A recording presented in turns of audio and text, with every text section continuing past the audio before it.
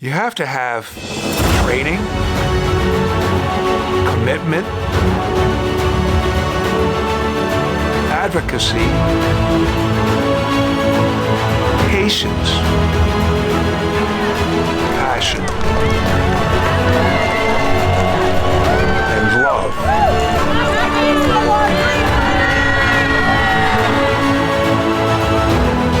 You have to have the heart for it. The Ark, Maryland. Probably once about the time we start with the game. Think about your life. Who has supported you, taught you, mentored you? Who showed you how to throw a ball or to tie your shoes? What did you learn from your parents or grandparents? Was there a favorite aunt who encouraged you along the way? Who was your first coach? Your second grade teacher? Who was your best boss, and what did you learn from them? Conversely, who have you taught or mentored? Have you taught someone to ride a bike or to drive a car? Help them to get a job and encourage them along the way? It's the most basic of human relationships, that of enabling others to thrive and to grow. You want the commentary too? What we've just described here is a system of natural supports, people who work on our behalf to include us in the community. But what if you needed a little extra help? Who would you turn to if you were differently able? This is a question that's asked by almost 49 million Americans every day. Thankfully, it's answered every day as well by the hard-working men and women that our industry calls direct support professionals. These dedicated men and women form the backbone of our organizations and make it possible for the individuals that we support to live, work, and thrive in the community. Diet Coke. Do you know any direct support professionals? Have you ever been one? There are currently more than 1.3 million direct support professionals working in the United States to assure that people we support remain as independent as possible. Is it a rewarding job? Undoubtedly. Is it a complex job? Certainly. Let's take a closer look at the world of a direct support professional and the lives that they touch. This is what you should look like when your shoulders and arms are in the correct positions. Make a seal over the person's mouth with yours and breathe 1, breathe 2, pump. 1, 2, 3, 4, 5, 6, 7, 8. I understand the value of what I do. Yeah, I just think advocating for people and having people advocate for themselves is probably the best thing I've ever done. When we say their lives depend on it, it really does. This is not a minimum wage job. It's not all easy as people think it is. For the most part, we've had a revolving door. It's a hard job, and my hats go out to everybody. Before I came in the field, and when I started working here, I really got, emotional because they love the people.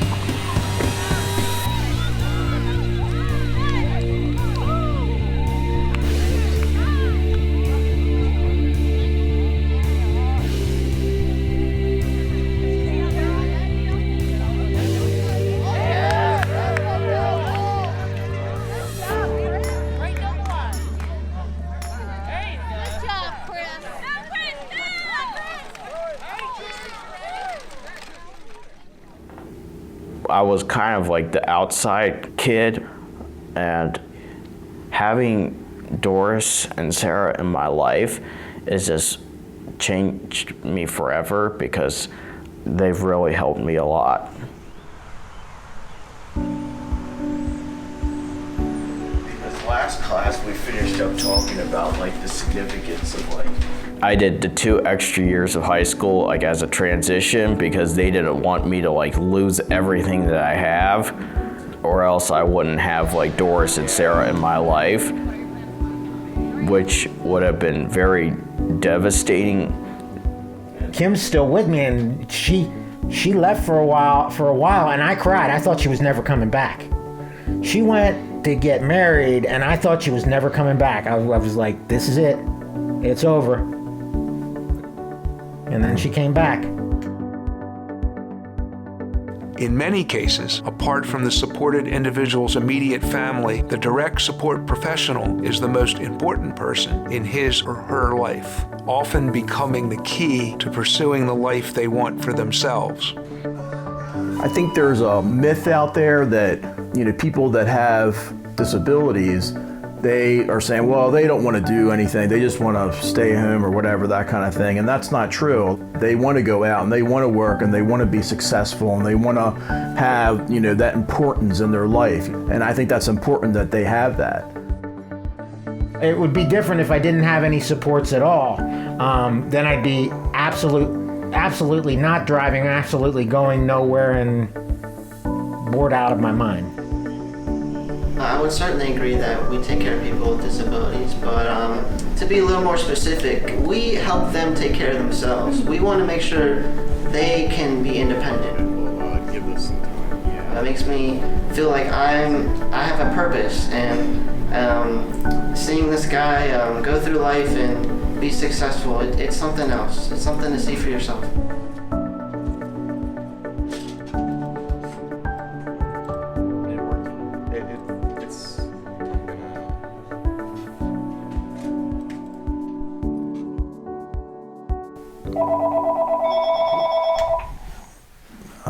If that's my mom. No, that's one of those robocalls. That's one of those robocalls.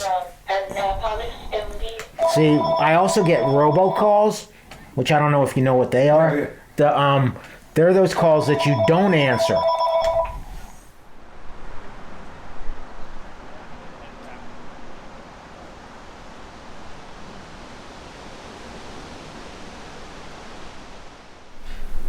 Our whole goal in life, and it sounds kind of dark, but is to be able to die in peace and know our girls are going to be taken care of when we're gone.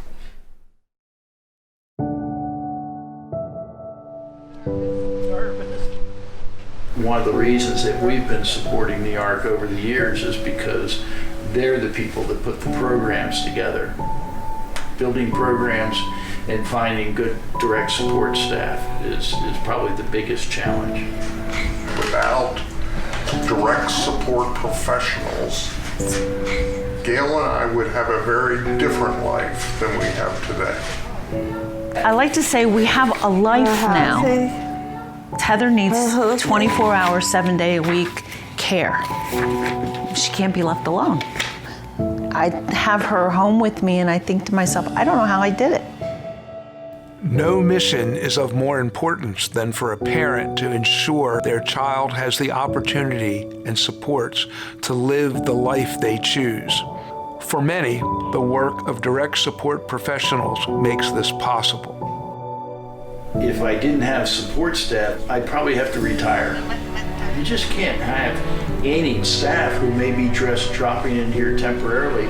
It's got to be somebody that has training, is mature, is responsible, and all these things. And that's one of the reasons, this is not a minimum wage job.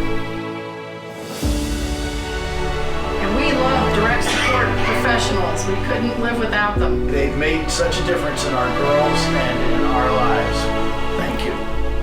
We are the parents of Heather Benson, and we support the DSPs.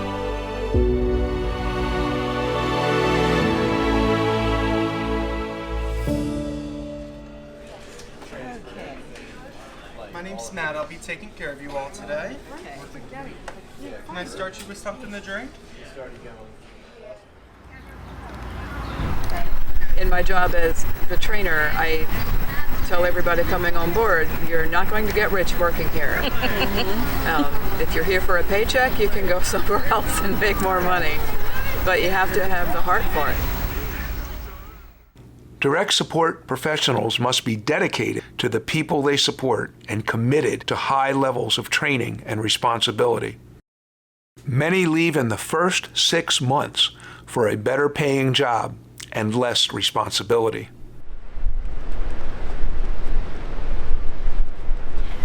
Since she's been here, we've had 5 house managers or 6. We've had probably the same amount of day program one-on-one persons. Abby is our new lady that's over here. She's been on the job for about 2 months. She's our 3rd one this year. This is Ben. Oh, very cool. This is Ariel. Okay. I was thinking about leaving the agency to go somewhere that paid more money, but I couldn't because of my heart. I was just like, I don't know what I would do without them or what they would do without me. Like, and I turned the job down. Like, and I'm so happy that I did, you know, because I just love them so much. I love them. They're like a part of my family. I love them.